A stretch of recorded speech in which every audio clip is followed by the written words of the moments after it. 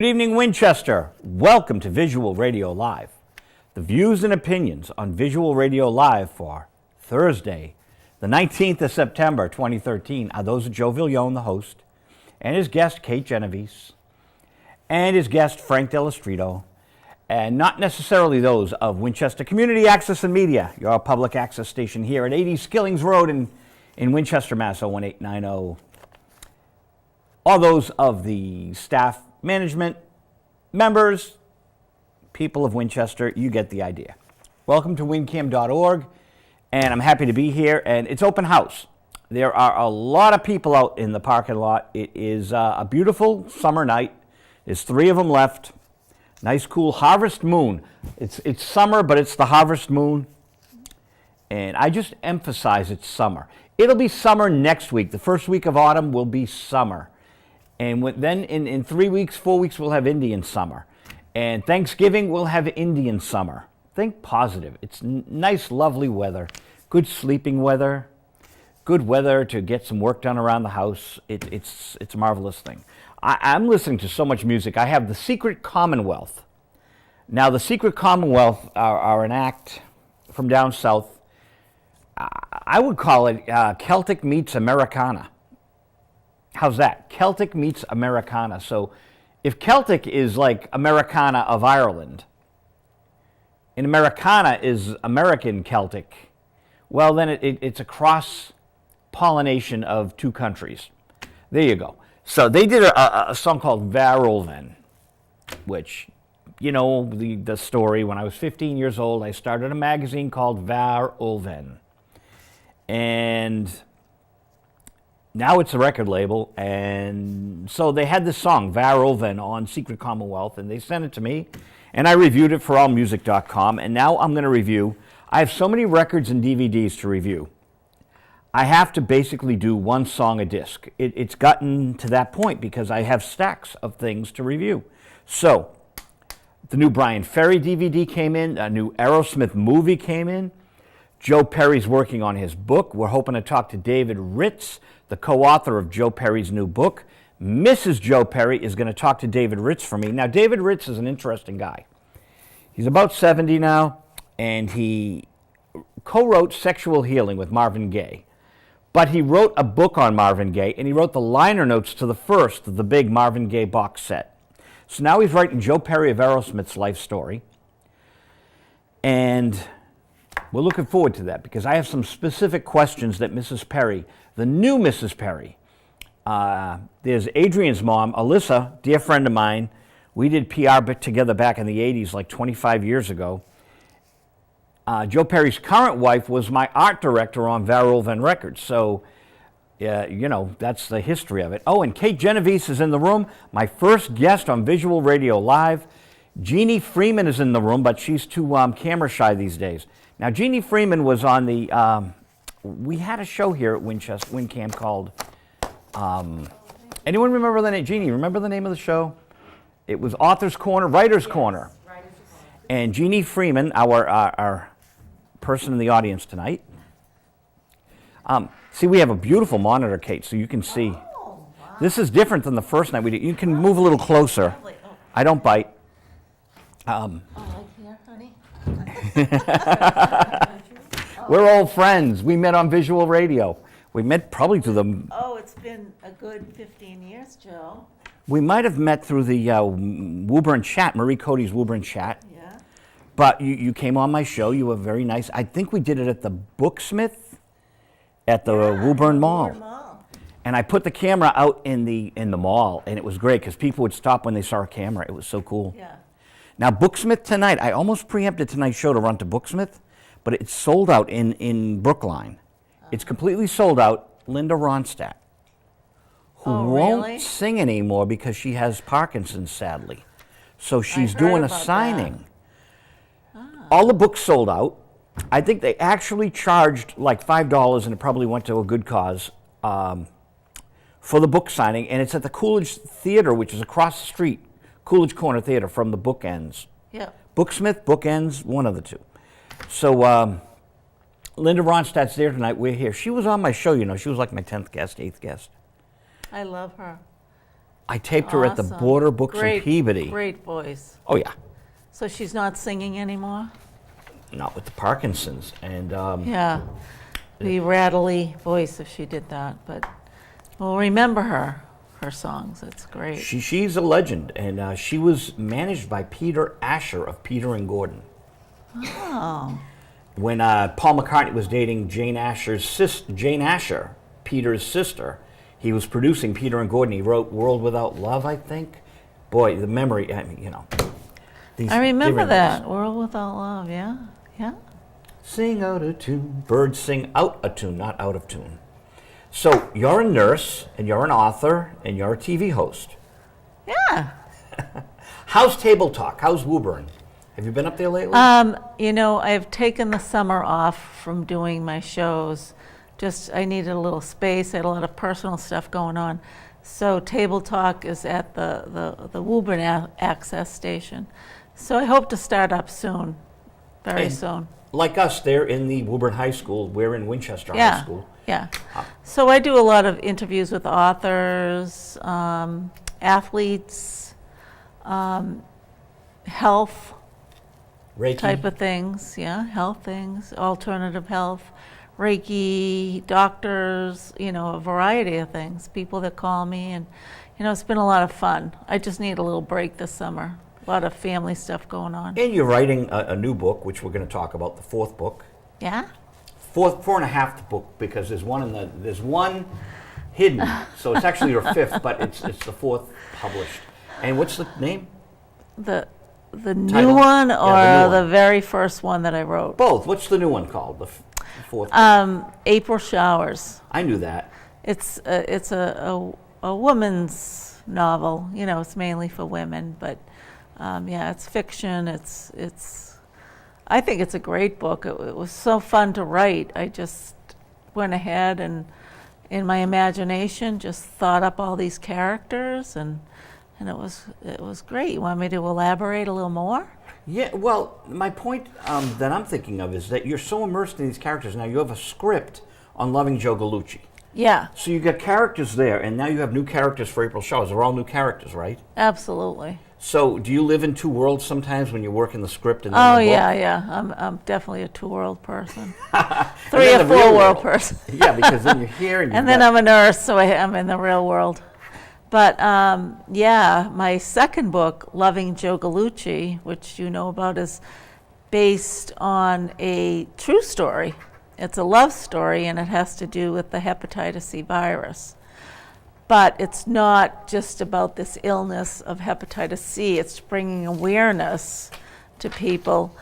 But it's a love story, and as I said, based on a true story. So it's this family dynamics all coming together with the dad getting hepatitis C, and the title comes from the name Loving Joe Gallucci is the alter ego of the main character, Jimmy Romano, because he got hepatitis C from drug addiction, from heroin addiction. So every time he used drugs, he'd go back and forth and straighten out, and every time he used, he'd change his name to Joe Gallucci. Now, is an alter ego part of denial, or is it a way to cope? I think it's a way to cope. I think he just gave himself another name. And Loving Joe Gallucci is his wife, Meg, loved him unconditionally. She just loved him. And she loved him as Jimmy Romano, and she loved him as Joe Gallucci, the drug My cats addict. love me unconditionally. Huh? My cats love me unconditionally. Yeah, all dogs do. They love you for whatever you How are. is your doggy? I met your little doggy. How is the doggy? Oh, Frankie's so cute. Yeah, he's 8 months old now. Yeah, he's great. Is he getting Love bigger? that. Yep, definitely. Yep, he's beautiful, beautiful. He's a healing dog. He helps heal.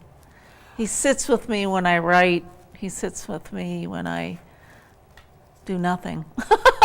Since you live in four worlds, and my subtext of my show is digression, I'm going to go back a little because you said a word that I want to have explained. I'm forever exploring words, and we hear words as we live our lives, and we don't always know what the description is. Reiki, I hear a lot. What is Reiki? Okay, so I'm a Reiki practitioner. So what Reiki is, it's a form of alternative medicine. It's hands-on healing. So the energy from the universe, like you have to go to school to learn this, and the energy from the universe comes into your hands and you place them on somebody and it brings healing to that person. So in other words, if you had a headache or something, I'd put my hands on your head and it would help with the headache. Now, they talk about pyramid power, that if you have a pyramid turned a certain way, that the ancients, whoever created the pyramids, you can like sharpen razor blades and they do amazing things, because it's all, the universe is a fascinating mystery to us and we don't know how it actually operates. But I guess it's like a key, it tunes into something. Funny you'd use energies. I've been thinking of people as energy. You know, when I see people, I'm saying, what is the purpose of their lives? Are they like is a human life like a phone conversation? Is it an energy from point A to point B? You know, they're born and then they move on to the next realm. But I view them as energies. Judy's energy, Judy, and Jeannie Friedman is energy Jeannie, and you're energy Kate, and I'm energy Joe, but we are more than our names. We are energies, and we have different ways of looking at the world. So we all can create teams, or we can all be a fabric, or we can be other fabrics, and that's how I'm kind of viewing things in my older age. Well, it's funny you mention it, because I had an energy healing yesterday. Explain. Well, it was this woman, Ann Drake. She's in Gloucester, and she's a medium. You know, she gets messages from the other side, and she helps with the whole healing process if you're going through a difficult time or not, or if you just want like a healing. And she goes into like a past life that you may have had, and that's holding you up from this life from performing. And she does all these sorts of breathing and touching you and hands over you, like this type of thing. It was unbelievable. She spent 2.5 hours treating me. It was really amazing. And she came up with all these solutions to help me with my life. Now, did you go to Gloucester? Yeah. It's a beautiful, beautiful area. Oh, yeah. It was Cape right Ann. by Stage Ford Park. Is that the right name? Stage Ford Park. Yeah. Yeah. She's, she's a psychiatrist, but she does this on the side. It was wonderful, wonderful feeling. Now, it's funny because I'm thinking of coincidences, and there's a lot of coincidences in life. Earlier today, it might have been Stoneham TV, talking to me about Cape Ann TV. That Cape Ann TV has a cluster. It was Stoneham TV, Brian up there. We were talking about clustering, Access TV clustering. And Cape Ann Television out of Gloucester has a number of access cities and towns that they serve. Oh. Right out of one community. So one Cape Ann, and they've been doing this for years, Cape Ann Television serves the Cape Ann community rather than Winchester, Windcam, Stoneham TV, Woburn, Public Access and Media. So isn't that fascinating? But it's the coincidence that you're bringing up Gloucester, and earlier today we brought up Gloucester as opposed to Nantasket or Rhode Island. Yeah, So and there's the it's so coincidence. beautiful up there, and it's, Gloucester is a very healing spot. So she helped me a lot with thoughts of my writing and what I should do next, and thoughts on my new book, which we haven't mentioned, which is April Showers. And it's being edited right now, and hopefully it will be able to be in the stores and online. I'd probably say in November, early December. Wow, that's quick. Yeah, We'll hopefully. talk about April Showers, but I want to stay on Ann Drake a little bit. How did you find her? My sister Denise is a medium, and so she was taking classes with her. So for my birthday present, she had me have a treatment with Ann yesterday. Fascinating. So it was, it's hard to explain unless you are there and you're in tune to it. And and you believe in it. Now, we both had your friend from the Burlington area, Paul Gustafson. Yes. Thank you. You introduced me to Paul. I met him once before in Burlington. I wanted him on my show. I love things like hypnotism and mediums. Oh, he's great with his hypnotism, yeah. Does he audio tape the... I think he does. So with the medium, is that very like sacred? So you don't audio, you don't videotape? Do you take notes? Oh, well, my sister was with me, so she took notes. She did. But I don't think she'd like audio taping particularly. It's very sacred. You know, it's very spiritual. And personal. And personal. And you wouldn't want somebody, taping it and then putting it on Well, you the wouldn't show want unless... not for that. Yeah. But for personal use, like at home, so you can maybe re-explore it. But if your sister took notes, that's pretty good. Yeah. So... reporters take notes, so notes are good. Yeah. So this woman is very into the, and you love animals, she's very into animal energy. So animals come in and kind of tell you why they're there and presenting themselves in this treatment. Like I got the hawk, like she saw this hawk coming in and he was a messenger of something. And she saw the hawk outside. Yeah. It was a real hawk. Yeah, and then and then my sister was kind of doing it with her, and Denise saw. I know it sounds so odd, but a rhinoceros, and he's rolling around in this mud. But that's significant, which I didn't know. I looked it up, and people can heal from mud energy. And how you see dogs rolling in mud and they feel good about themselves. I guess it was something like similar to that. Like you don't have to go roll in the mud, but it's a significance that would help heal you and help you feel better about yourself and what's going on in your life. And for our viewers that find this a little bit out there, remember what the fortune cookie says, minds are like parachutes, they only work when open. So people eat tomatoes that come from mud and potatoes, and the ground nourishes the planet, so I don't find it that odd. There's minerals in mud. People take mineral baths. Yes, and people take mud baths more on the West Coast. Like, the East Coast isn't as open-minded as the West Coast, because when I was out in California, people took mud baths to cleanse and to get rid of the toxins in their bodies. Now, what's interesting is you're a nurse, so do you see bridges between the esoteric healing and the physical universe healing of doctors and nurses? Are you seeing that there are parallels or maybe places where both techniques meet? Are they totally separate? Well, it's a real different world, but I think that doctors and nurses are becoming more attuned to this kind of world, and they're bridging themselves. They're getting together. Like at different hospitals now, they have Reiki clinics. Really? And Leahy does, and the Boston hospitals do. They have Reiki practitioners. That is for so... cancer patients that go in and actually do Reiki on people to help with the healing process. Now, 30 years ago, you would never have ever have heard of that. No. It was just so parochial, would that be the word?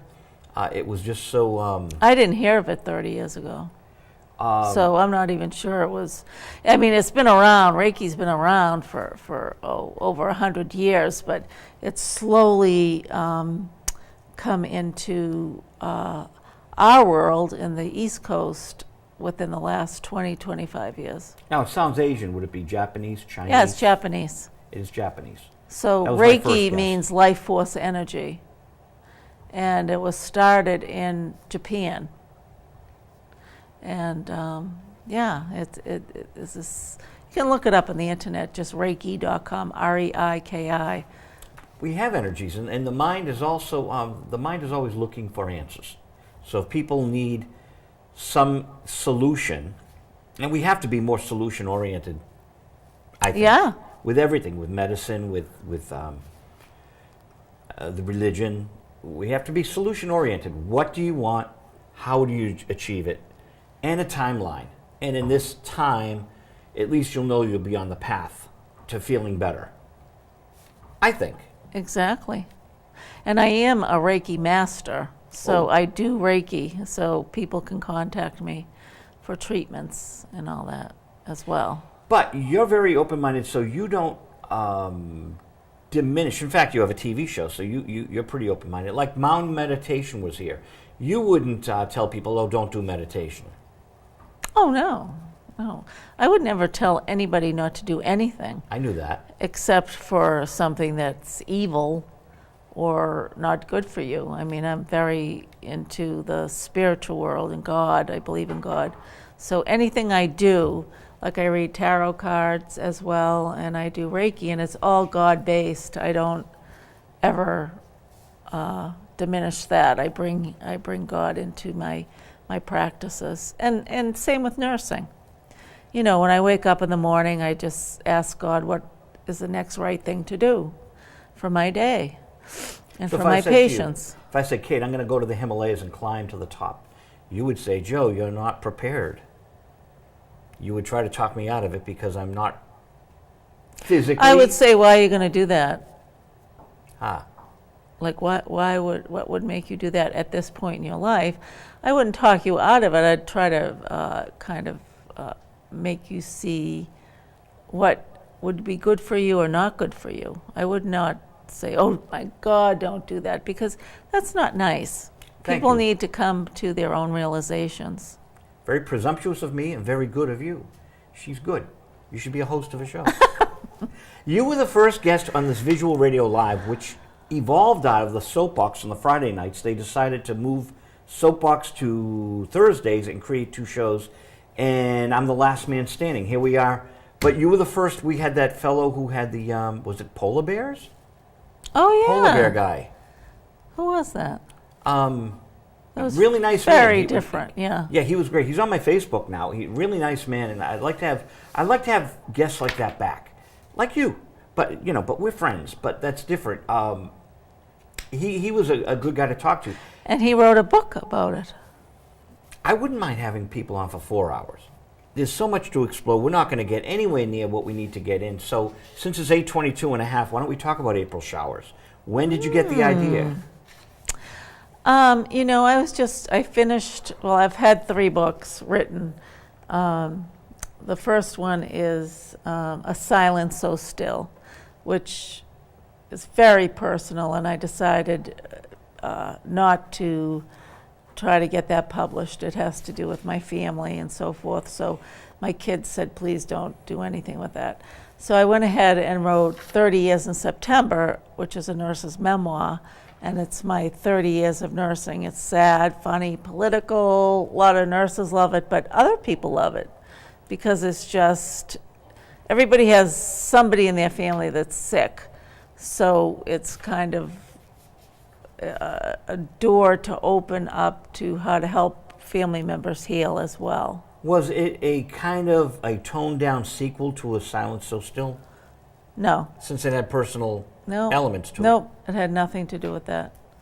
And then when I finished that, I was so excited because it was doing so well. And then 9/11 happened, and everything stood still. Everybody was just buying other kind of books on, the events of 9/11. So that kind of took a back burner. And so I said, well, while that's happening, maybe I'll write something else. So I wrote Loving Joe Gallucci, which is a love story, and it's based on a true story that has to do with the hepatitis C virus. So it has to do with a girl I went to nursing school with and her husband. He had a liver transplant. And it was very interesting. They gave me permission to write the book and don't tell anybody their names and that type of thing. But while that was happening, my husband got diagnosed with hepatitis C as well. And it was a fluke because he was very healthy and he still is. So I decided to incorporate the book into 2 couples and their lives together, their true stories. And I'm part of that. And that's being made into a script. That is a script. It's a movie script that I've we're read trying the to get script. out there. We're I've trying read- to get it out there. Renee Moore wrote it, and she's a lawyer in New York City. She's a very good friend. Her mother and I have been friends for a very long time. So Renee is in the midst of trying to get that viewed by directors and publishers. Now, has she rewritten it, or are there new parts incorporated She into hasn't really rewritten it. She's made some changes, slight, but it's more trying to just get somebody to get a hold of it and really want to write about it. it? So that's the fourth book, actually, but the No, third that's the published third book. The third book. Oh, yeah, the fourth is 2 weeks since my last confession. Yeah. So that's very close to my heart. Although it is it's based on a true story in a way. It's about a large Irish Catholic family, very dysfunctional. It starts in the 1950s and ends in the 1980s, and it focuses on two main characters, Molly and Sean O'Brien, and all of their dysfunctional things they go through. And it's funny, a lot of, it's something everybody would enjoy is not the right word, but relate to. And it has a lot of dysfunction, but it has a lot of healing. Now, there's a lot of different, before we get into April Showers, there's a lot of different approaches to writing. And I know that you have gone to places to research before you write a book. Oh, yeah. So do you have to listen to the tapes again? Do you take notes, or do you re-explore when you've interviewed someone? How does that work? Well, with the last book, 2 weeks since my last confession, it has some sex offenders in it. So I did go to jails. I went to and interviewed 2 people that were in jail for sexual abuse. And that was hard, very hard for me. It was hard to actually go Well, it was through hard the to whole see. It was thing. hard, the whole process, and trying to get in there as, a writer. And, there's such a process you have to go to, and you can't name the place, you can't name the people. But I interviewed 2 men, and one was a sexual abuser that was extremely sorry for abusing his cousins. And the second one was an abuser, but he was still in the blame game. He was blaming his sister for reporting him. Like he didn't think he should be in jail. It was like he had the right to abuse her. Is it like the Jesus on the cross? He's got the Yeah. 2 criminals. One's repentance, one is not. Right, Isn't exactly. that fascinating?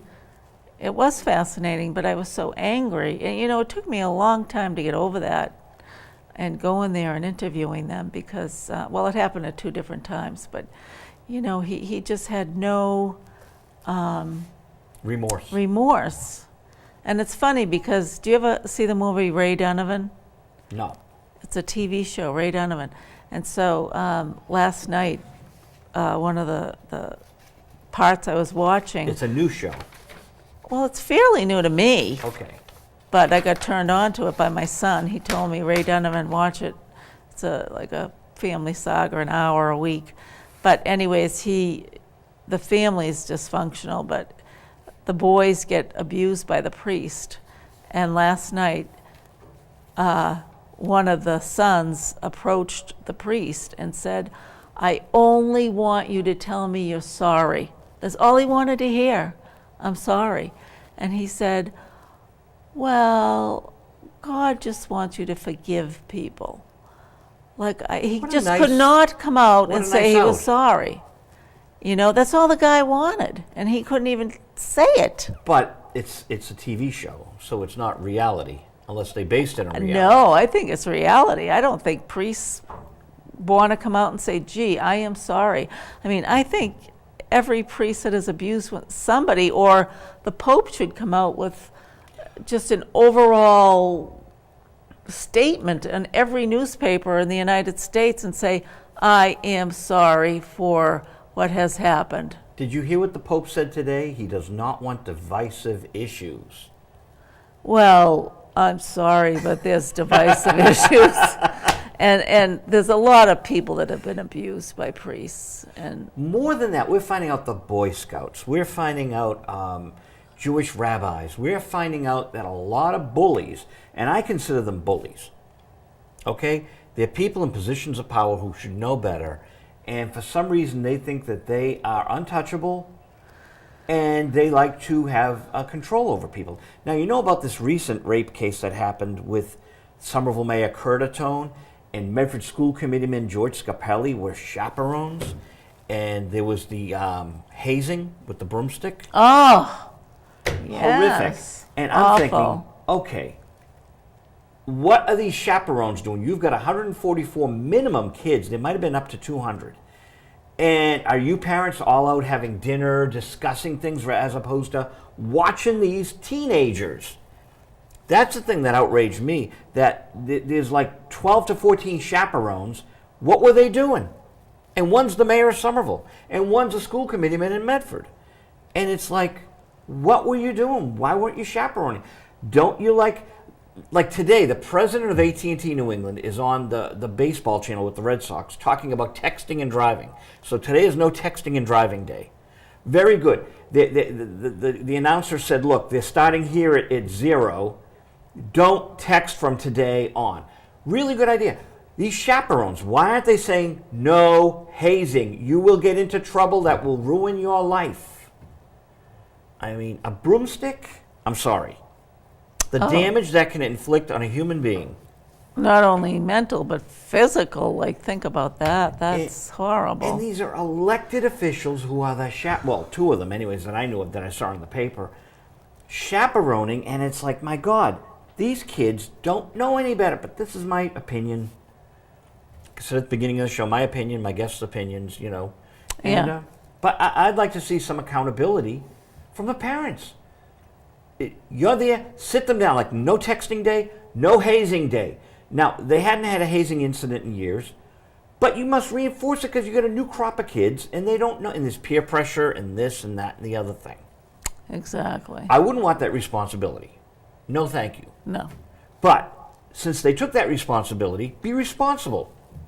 Where did this happen? What area of the school did that happen in? They were away on a soccer trip or something. Oh. So there were bungalows and people, I mean, you Oh, got kids that's in right. bungalows. Hello. So they just need somebody following them wherever they go. They need someone to knock on the door and say, hello, what's going on in there? Yep. With a notepad and a camera maybe, and just say, you know, it's 2013 and we're paranoid. Thank you very much. Mm-hmm. So now this is, and it's all over the news. It's in the British press, and the British press showed the pictures of the 17-year-olds. So they're really, you know, I mean, it's scandalous, and scandalous gets eyeballs on the internet. Right. And they don't care. They just want the hits. But anyway, so we just went off on a tangent because of 2 weeks since my last confession. Yeah. April showers is a totally different. Oh, yeah. That just was totally my imagination. So you didn't It have had- to go and interview people. No, but I had to do a lot of research. Really? I did because one of the characters, the main character, Max Knight, that's his name, he has a sex addiction. He doesn't know he does, but You have he such does. lovely characters. I love it. They're all depraved. But it's not, he doesn't know he has one. I mean, it's so funny. The people I interviewed about this were a couple of my husband's friends who admittedly over the years had sex addictions. So they kind of told me what it was like to be a sex addict. And along with their sex addiction, they were alcoholics and, you know, some drugs here and there. So it's a combination of things. If you're an addict, you're an addict. Well, you're a nurse, so you see obsessive compulsive behavior. Yeah. Some would say I'm obsessive compulsive about doing a TV show every week that I'm a volunteer. So, Joe, why are you doing this since, and you started in 1979? I mean, that's a little obsessive compulsive, but I like it. It's That's better than different. drinking a 6-pack, right? That's a little different. I mean, it's a an addiction, a positive addiction. Like, I was a runner for so many years, and I ran, and I was addicted to running. But it was a positive thing that I was running. I wasn't hurting myself. I loved jogging. But this is not. He was hurting people by doing this. Yeah. He was hurting his wife and his family. Well, now, like, But it's not all about that. It's about so many other things along with it. Now, you're saying the sex addict didn't realize he was. Some alcoholics are in denial, but that's like not a denial. That's like kind of, he was just oblivious that he had an addiction. Is there a he thought, differentiating it was kind of like the Kennedys. The Kennedys all had this sex addiction and different girlfriends and this and that here and there. I think there were millionaires who felt that they were entitled to have sex all day long. But this guy felt he was entitled. He had gone to Vietnam. He was, he was high up in the service, and he was very handsome. And his father did the same thing. His father cheated. He saw his father cheat, just like John Kennedy saw his father cheat all the time. So they kind of copied. Like, it's okay to do, the wives are all right. They don't mind so much. But his wife did, April. April was his wife, and she did mind. Oh, so what does showers mean? Well, sadness. April showers, like showering upon, because I don't want to give away too much, but she ends up dying of colon cancer. So, the first half of the book is about them and the family, the Knight family, and the second half is after April dies and what they do to gather their strength and all of them heal. There's some homosexuality in there. One of the twins thinks he's gay and he doesn't know what to do. And then the daughter has a... He thinks he's gay? Look, here's Playboy, here's Playgirl. Pick. We'll tell you once you've made your decision. Kate and I will diagnose it for you. Yeah, but don't Simple. you think that some people aren't sure or they're bisexual? We will. I have a movie critic I have to talk to in the next 3 or 4 minutes. So, if you get me on that tangent, sexuality is something I like to study from a scholarly point of view. No, seriously. I think the whole world is Charles Beaumont's The Crooked Man. Do you remember that book? No, it was a short story in the Playboy book of science fiction and fantasy. It was either published in the 60s or the 50s. Charles Beaumont, who wrote for The Twilight Zone. Oh, that's right. Oh. Playboy had courage in printing this. It was a world where population was out of control, so everyone had to take the shot and become gay. Oh. In the 50s, in Playboy, so the heterosexuals were the queers. And it's about a guy and a girl who want to love each other, but it was a homosexual society, and babies were made in test tubes because they had to control the population. Fascinating. I think we are actually on the verge of that. I think the entire society is going to be going homosexual out of the necessity for population. I think Charles Beaumont was not only psychic, he was a visionary. So I don't think there's any bisexuality or heterosexuality. I think everyone's already gay, they're just in denial. Okay, then. And thankfully, we're an open house here in Winchester, so no one's home watching this show. It goes out into the... Well, I don't know. Procreation, you need to have... test tubes. Heterosexuality. The test tubes. No, but it's a fascinating thing because with all these gay rights and all of these... I don't like gay people, you know that. I was buying cat food the other day, and the woman said her wife. I said, "Your wife? You're gay?" And she gets a lot of flack, she told me. She goes, "Yes, I am." I said, "Well, I hate gay people." And she was a little nervous about me, and I said, "After my last 5 husbands, you'd hate them too." She burst out laughing. They all want to know I got the heck out of there before I became a mini celebrity making people laugh. Sorry, it was funny. It was a joke. I've only had 2 husbands. No, it's a joke. It was a joke. Yeah, that's an absolute joke because we know why. Well, it's just. you're fun. just very open-minded to it, and you wouldn't criticize anybody that was homosexual. There's 7 billion people on the planet, and who am I to say what makes the brain work? The brain is wired all sorts of different ways. God made more than Brigham's, or was it Baskin Robbins, or Howard Johnson's, all the different flavors, right? Well, everyone's got a separate fingerprint. So everyone is different. Jeannie is different from Kate, is different from Joe. We're all different. And Masters and Johnson said it in their Human Sexual Response book. There's a sliding scale of sexuality. So there is no, like, I have a friend, a woman friend, who's totally heterosexual, and I know she is, okay? And she doesn't have to prove it to me. She's just very gay friendly, but she knows where she is. And I got straight male friends that are just totally heterosexual. They know it. And then there are people that are hardcore homosexual, and then there are people somewhere in the middle, but it isn't like this bisexual here and there. Masters and Johnson said there was a sliding scale. And they said this in the 50s. Wow. It's a classic book, Human Sexual Response. To me, that makes the most sense. And Masters and Johnson, they were the masters. They knew. They're the Dr. Spock of sex. Mr. Spock. No, Dr. Spock. Right? Dr. Spock. I got Jeannie laughing because half of it is me trying to remember, and the other half is me being theatrical. And when you put the two together, it's a fun show, isn't it? It is a fun show. I want to talk about witchcraft and sexuality. Separate issues. I think people will tune in droves if we have fortune tellers and sex advice from Dr. Ruth. I think those two combinations would give us ratings galore. Is Dr. Ruth still around? I don't know, but you could be the new Dr. Ruth. Hi, I'm Kate Genovese is going to talk sex, and I'm going to talk fortune telling. Then next week we're going to switch hats. Jean loves it. Our audience of one is having a good time. That is our job. Judy Kellerman is calling the FCC on us, but that's okay.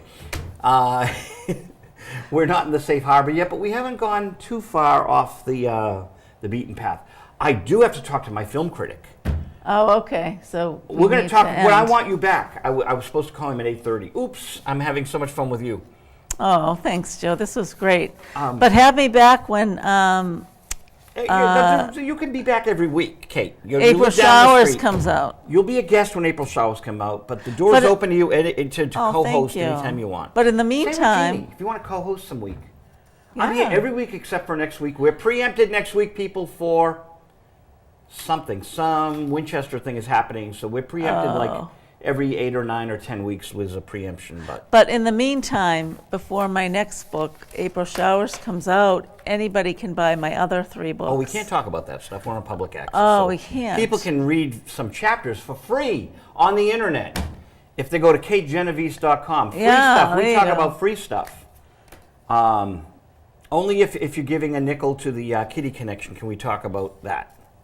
Sure. So, if there's a charity involved, we're public access, and I play by the rules here. But you can read free chapters at kategenovese.com. Yes. See, so free chapters, free is good, and if it's free, we'll talk about it. I got to talk movies. You can stay or you can go. What would you like to do? Well, who are you talking to? Frank dello Stritto. Oh. You can stay. And if you want to get up in the middle of the show, you can too. Oh, all right. You can stay. But if you're bored, Jeannie can join us. This is a very low-key show. Dello Stritto, talking about movies. Sorry I'm so tardy. I meant to call you earlier. That's fine. Never mind. So we got Charlie Chaplin movie. Say hi to Kate Genovese. Oh, Kate, how you doing? I'm well. How are you? I'm fine. Are you a guest or are you the co-host of the week? I am a guest right now. But she was invited to be co-host because she opened Visual Radio Live with me. She was one of my 2 guests that night. Oh, wow. And when was that? Like 2 years ago. Yeah. And I think you were on that night too. And I was there on the opening? I think so, yeah, because you were on Soapbox with us, right? I guess so. I don't know. Yeah, you were on the Friday night show with us, and then you and I moved to Thursdays. Yeah, I know. We started on Fridays, yeah. And yes, so Kate launched the Thursday night show with me like 2 years ago. All right, okay. She lives up the street. She's a dear friend. All right, so we're going to do 2 weeks of movies tonight, right? Yes, and we have 10 minutes. Okay, so 5 minutes on each. Cut me off. All right, I will. Okay. Okay, so tomorrow night you're showing 4 Chaplin shorts. 2 from 1914, 2 from 1916. I don't know if you're aware, but Joe, every time we do Chaplin shorts, you give me 4, and there's always 2 of them from 1914 and 2 from 1916. Not me. Blame Anthony. I'm crediting Anthony because this kind of spans his repertoire. He's in 1914. Chaplin, the Little Tramp, is not fully born. Certainly you see elements of it, but he's not really there yet. And of the 4 you've got, there's only one, which is The Floor Walker, which I would say is a real tramp comedy, where he is, he's in a department store. Allegedly, I'm always nervous when people talk about the first this or the first that, but allegedly this is the first movie that showed an escalator, and the escalator is very much a part of the plot. And the escalator emphasizes, as I've said in the past when you show silent comedies, the amount of physical exertion that goes into these comedy scenes, because there's no special effects, there's almost no editing to help them, and they are falling downstairs and getting up and running down and falling down a different way and then falling off the banister and all that. And was he falling down the electric escalator? Oh yeah, wow. I mean, the escalator is almost one of the major players in the film. It's only about I think this one's 19 minutes long. Hey, Tom Cruise and the firm jumped the escalator along when the thugs were chasing him. All right. Well, I would in a physical match, I would probably take Chaplin over Cruise. Chaplin was quite a physical specimen who did these things for years, and there's a simple scene where he just has to jump over a trunk. The trunk must be 3.5 feet tall, and he just jumps over it as if he was stepping it. And and that's easy to miss, and you start to take them for granted after a while. But when you really pay attention and think what kind of physical exertion goes into this, it's really impressive. And how old was he back then? 30? Oh, he is in his physical prime. He's in his mid-20s, so it's not like he's an old man doing this. But he was still up to stuff when he was making the films in the 30s and 40s, The Great Dictator, Modern Times. There's still a lot of physical humor in them, and he is, he's pushing 50 by then. There is a very unique movie in the list, and that is the film called 1 A.M., which is another 1916 film. And he is not the Little Tramp in this. He is a drunk man who's had too much to drink, and he's just trying to get home and into bed. Of course, he can't find the key. There's 2 staircases in this movie, and he must fall down each of them a couple of times. So it's a lot of physical humor, but what it is there's no plot other than that, and except for the cab driver that drops him off in the first minute or so of the film, there's no other human being in it. So it's a one-man pantomime that goes on for, again, this is about 15 minutes long, and it's unique among them, because usually he's getting into scrapes with other people. He finds himself offending the law or offending some rich guy or whatever, and that's the comedy comes from here. But here's just a bunch of physical jokes. And but it's unique at that because he's a one-man show in that. And the earliest of the Chaplin films you're showing is not actually a Chaplin film. It's a Mabel Normand film. Mabel's Strange Predicament stars Mabel Normand.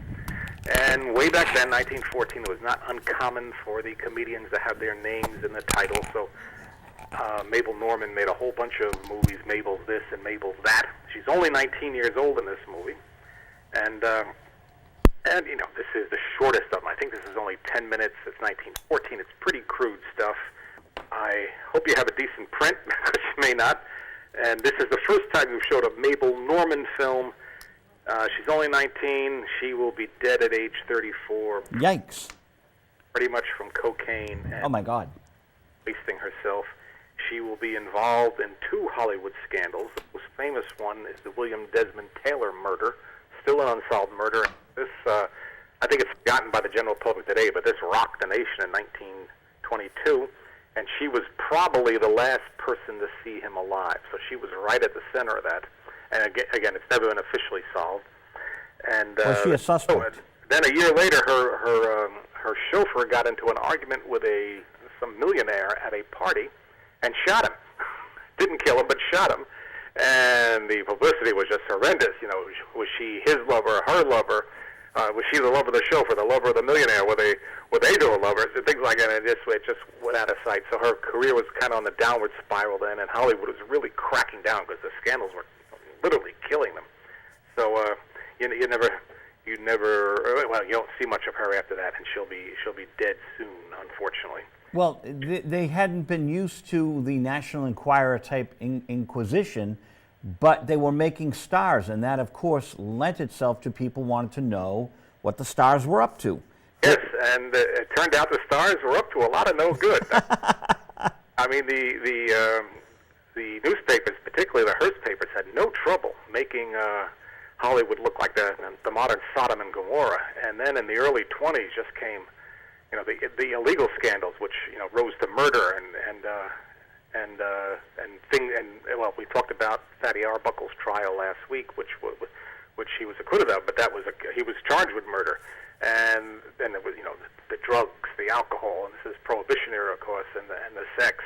And, Chaplin contributed that himself by he kept marrying these young women who would divorce him, and then he'd get these high-profile divorces. So Hollywood was really trying to clean up its image, and Mabel Norman, largely her own fault with the drugs and all that, was part of her own downfall. We've got 4 minutes left. Should we go to Faust, or do you want to stay on Chaplin? Okay, 2 names to remember. F.W. Murnau, the director. He will die in a car crash 4 or 5 years after making this movie.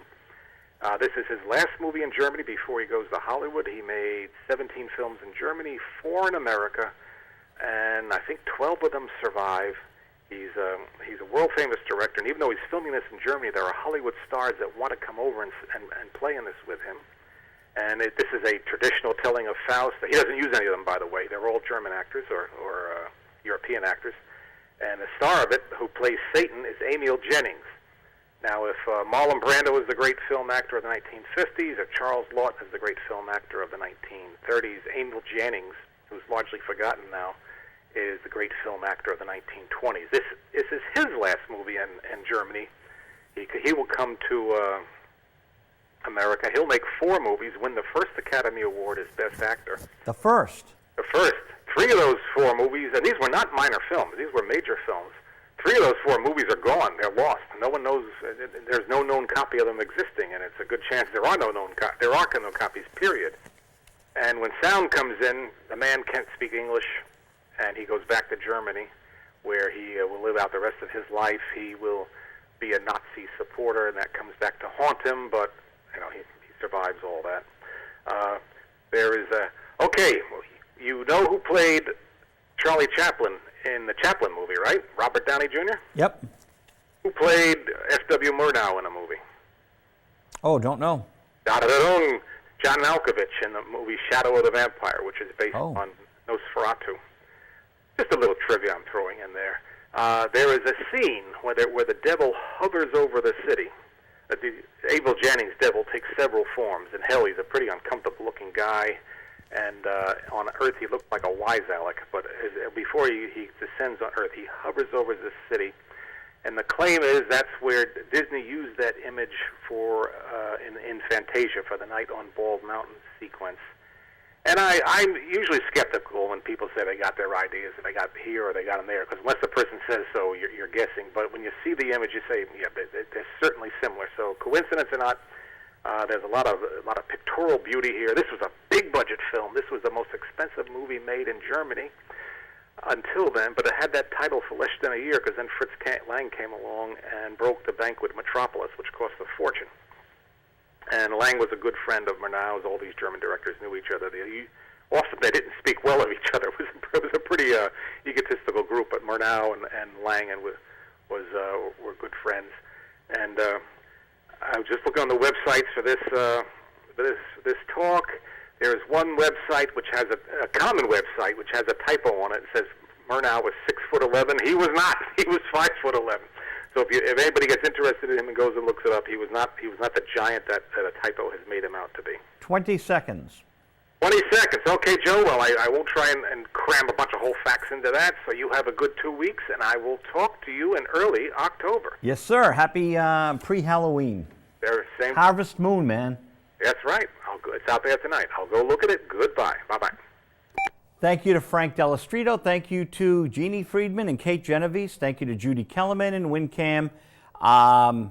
Views and opinions of visual radio are those of the host, Joe Vig, and his guests, not necessarily those of WinCam.